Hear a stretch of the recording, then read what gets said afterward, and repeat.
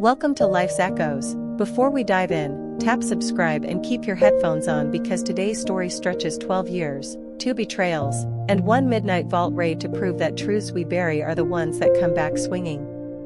I never intended to spend my 40th birthday jammed inside Meridian Analytics' top-floor records vault, kneeling in dust, photographing evidence by the glow of my phone while a black tie gala in my honor thundered 2 floors below, yet there I was, tuxedo shirt smeared with carbon, heart flatlining into something colder than anger. 5 hours earlier I'd walked through the marble lobby certain I was the loyal COO about to receive a crystal obelisk from Adrian Cole, college roommate, best man at my wedding, now CEO. 5 years before, when Emma left me, Adrian was the one who poured whiskey at 3 a.m. and said healing was just another project plan. I believed him then. I believed everything until 6:03 p.m. tonight when I ducked into Conference B to grab the clicker for my slideshow and heard Adrian's voice on speaker. By dawn Marcus signs the share transfer, we wire the pre-sale bonus, then ghost him. Horizon Telecom wants 2 signatures, not 3. I froze.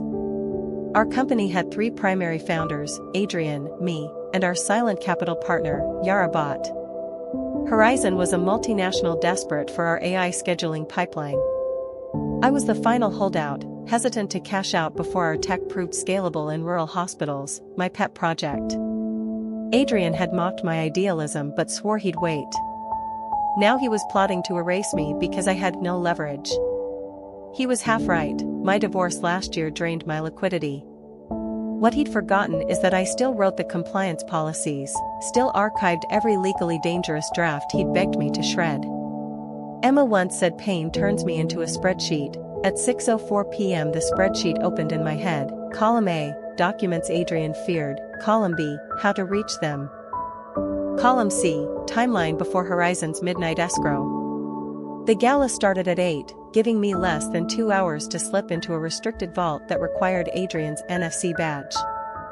I spent the next 40 minutes appearing calm, shaking hands with investors, phone-checking our live user metrics, posing for pictures beside the blown-up Garage Days photo where Adrian and I wore pizza grease smiles. At 7:12 p.m., I spotted his suit jacket draped over a chair in makeup room A, the badge glinting beneath a lint roller.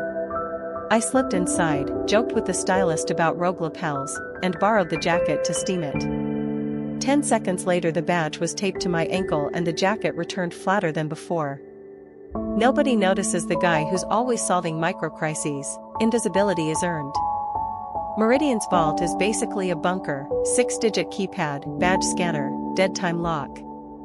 Adrian believed in redundancy but hired bargain contractors, so the keypad still accepted a default service override, 999000. I discovered that while auditing suppliers 6 months ago and filed it under potential disaster. At 7:40 p.m., I badged in, keyed the override, and felt the steel door sigh. Inside, fluorescent lights flickered over rows of bankers' boxes segregated by year.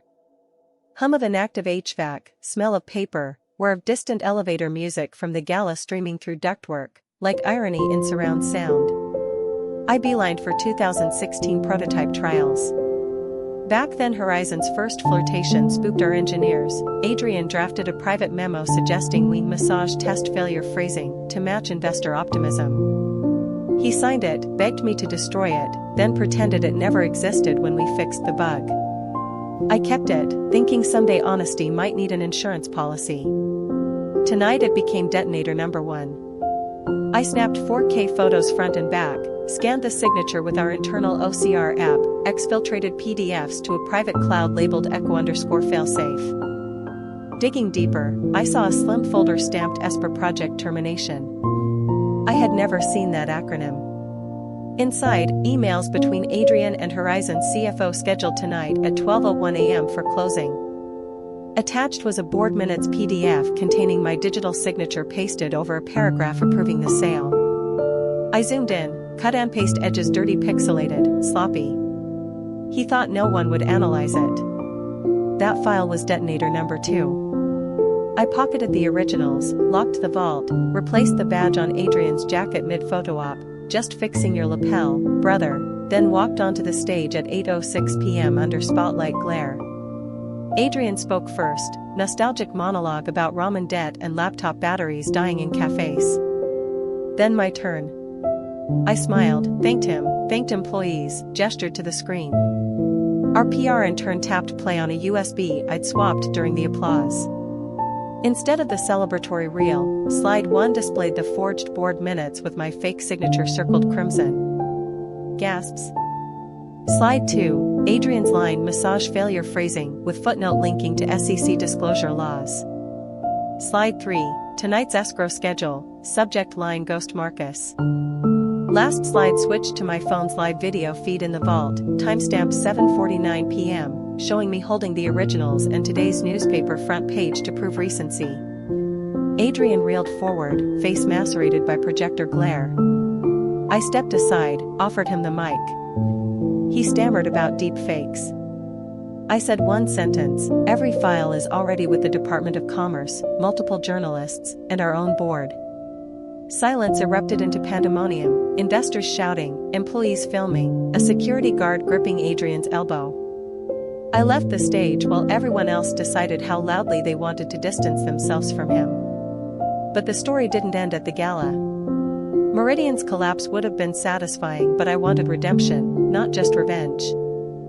I spent the next 48 hours in conference calls with Yara Bott and our general counsel. Yara, who'd poured her inheritance into us, felt betrayed too, but saw chance in crisis. We crafted a new board resolution installing me as interim CEO, freezing Adrian's shares, granting whistleblower protection to any staff with additional evidence. Meanwhile, I flew to DC with a carry-on containing all the originals, sat with an investigator from the Securities and Exchange Commission, and walked through each violation. He listened, flipping pages, nodding at chain of custody tags I'd added with archival precision. You catalog like a museum curator, he said. I told him pain makes meticulous archivists of us all. 48 hours later, #GhostMarcus trended on Twitter as leaked emails revealed Adrian's plan. Horizon withdrew the offer under public pressure.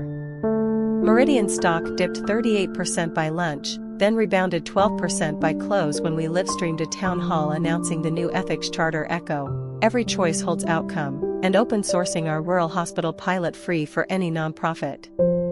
That decision alone recaptured the employees' trust faster than stock buybacks ever could.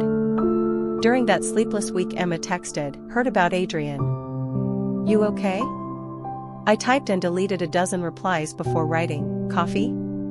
Same diner, Saturday, no talk of reconciliation." She wrote, "Deal." At the diner, early light spilled across laminate like hope you haven't earned yet. Emma slid into the booth wearing jeans and a hoodie, hair damp from rain, kindness braced behind lawyer neutrality. I showed her the cloud folder. She scroll-read for 20 silent minutes, then set the phone down. "You always saved receipts," she said. "This time they saved us all." She asked if Adrian's betrayal hurt more than our divorce. I laughed harshly, said betrayal doesn't compete, it accumulates like tech debt, ignore it and everything crashes at once. She touched my hand, not romantic, more recognition of shared history. She had once believed in me, before the company consumed date nights and the miscarriage consumed the rest. I slid a trustee form across, 100,000 Meridian options signed into the scholarship trust we'd created but never used. "Kids still need coding camps," I said. She bit her lip, eyes wet, but nodded, accepting the gesture for what it was, restitution, not bribe. 3 months unfolded like slow origami. The board promoted me from interim to permanent CEO after we published the old safety memo and publicly thanked the engineer who'd first reported the flaw. We lost 2 enterprise clients allergic to scandal, but gained 4 hospitals who valued transparency. I flew to a tribal clinic in Arizona to watch our AI cut patient wait times from 6 hours to 90 minutes. I cried in the rental car, alone, because that was the dream Adrian had deemed unprofitable.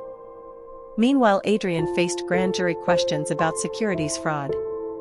He hired publicists, posted apologies, blamed burnout. Employees he'd once terrorized now testified. Last week he accepted a plea bargain, 5 years probation, lifetime ban from executive roles, $5 million fine payable to a patient care fund. Yara asked if we should attend sentencing. I declined. Some echoes you let fade. At Meridian we repurposed Adrian's corner office into the Echo Learning Lab, a glass-walled room where interns rotate weekly to observe board meetings. No more CEO thrones. I moved to a modest windowless nook near engineering where the hum of servers drowns ego.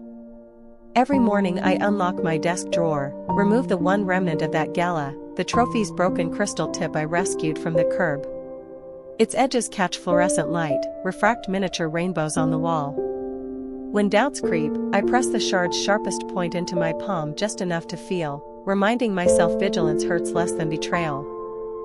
Last Thursday, after a 12-hour sprint debugging rural clinic deployments, I stood on Meridian's rooftop watching traffic smear into red comets. Yara joined me with 2 paper cups of vending machine cocoa. She asked what I'd have done differently if I'd heard Adrian's phone call a year earlier. I told her maybe nothing. Sometimes the bridge has to burn so you can see which rivers were never supposed to be crossed. She smiled, said that sounded like something Emma would quote in mediation, and handed me a sealed envelope, board-approved grant to fund a free coding boot camp for non-traditional students, to be named Project Echoes. The irony wasn't lost on me. Tonight I'm recording this alone in my apartment overlooking the river, windows open, city noise humming like distant applause. The divorce taught me walls echo, the betrayal taught me vaults echo louder. But here's the final echo I want you to carry: trust isn't a currency you store in someone else's ledger. Audit it. Back it up. And if a friend tries to ghost you out of your own life, flip their script, because ghost stories can end with the living walking free while the hauntings fade to nothing but lessons. If this marathon confession struck a nerve, drop your own echo in the comments. No names needed, just the moment you realized someone had budgeted your loyalty without your consent. Hit like if you've ever turned an ambush into an archive. Smash subscribe because on Life's Echoes we don't let betrayals end the story, we let them start the sequel. And remember, every whisper you ignore today is tomorrow's scream. Listen early, act sooner, and keep your receipts.